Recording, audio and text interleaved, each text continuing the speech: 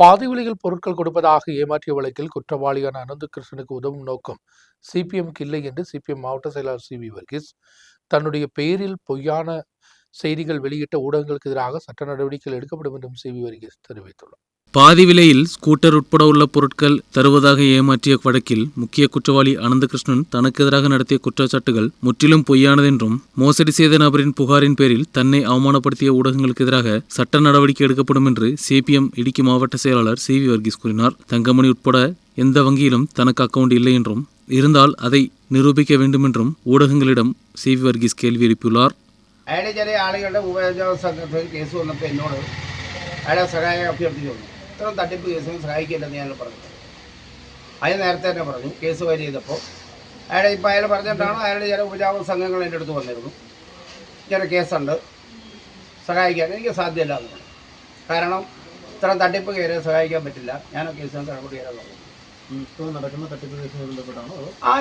ഈ സംഭവത്തിൽ മൂവാറ്റുപുഴ പോലീസ് കേസെടുത്തല്ലോ.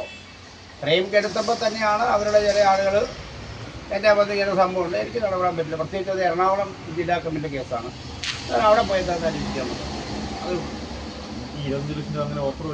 ഞാൻ പറയട്ടെ, എനിക്ക് ആരുടെയും കാശ് മേടിക്കുന്ന കാര്യമില്ലെന്ന് ഞാൻ ഇന്നലെ നിങ്ങൾ മാധ്യമ പ്രവർത്തകർ ചോദിച്ചപ്പോൾ കൃത്യമായി പറഞ്ഞു. ഞാനൊന്ന് വ്യക്തിപരമായി ആരോട് പൈസ മേടിക്കുന്ന ആളല്ല. ഒരാളുകളുടെ കയ്യിൽ നിന്ന് വ്യക്തിപരമായി പൈസ സ്വീകരിക്കുന്ന ഒരു പാർട്ടിയില്ല. ഞങ്ങളുടെ പാർട്ടിക്ക് ഇതിൻ്റെ സംഘടനാപരമായ ചിറ്റക്കെട്ട് എന്താണെന്ന് ഞാനിത് കൃത്യമായി പറഞ്ഞിട്ടുണ്ട്. പിന്നെ തങ്കമണിയിൽ എനിക്ക് അക്കൗണ്ട് ഉണ്ട്, നിങ്ങൾ പോയി അന്വേഷിക്കാൻ. അതിപ്പോൾ ഞങ്ങളുടെ പാർട്ടിക്ക് എവിടെയില്ല അക്കൗണ്ട് ഉണ്ടെന്നുള്ളത് മാധ്യമങ്ങളോട് പറയേണ്ട കാര്യമല്ലല്ലോ.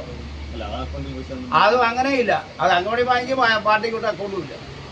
പാർട്ടി ജില്ലാ കമ്മിറ്റിക്ക് തങ്കമണി അക്കൗണ്ട് ഇല്ല, അത് കറക്റ്റാണ്. പിന്നെ ഞങ്ങളുടെ അക്കൗണ്ട് എവിടെയൊക്കെ ഉണ്ട്, എവിടെയൊക്കെയാണ് ഞങ്ങൾ പാർട്ടി സാമ്പത്തിക ഞങ്ങളുടെ ആഭ്യന്തര കാര്യം, അതിപ്പോൾ മാധ്യമങ്ങൾ പങ്കുവെക്കേണ്ട ഒരു കാര്യമില്ല. ഞാനിന്നലെ പറഞ്ഞല്ലോ നിയമ നടപടി എന്നെ സംബന്ധിച്ച് ആക്ഷേപം പറഞ്ഞ് മാധ്യമങ്ങൾക്കെതിരെ നിയമ നടപടി സ്വീകരിക്കുമെന്ന് പറഞ്ഞിട്ടുണ്ടല്ലോ. News bureau Idukki.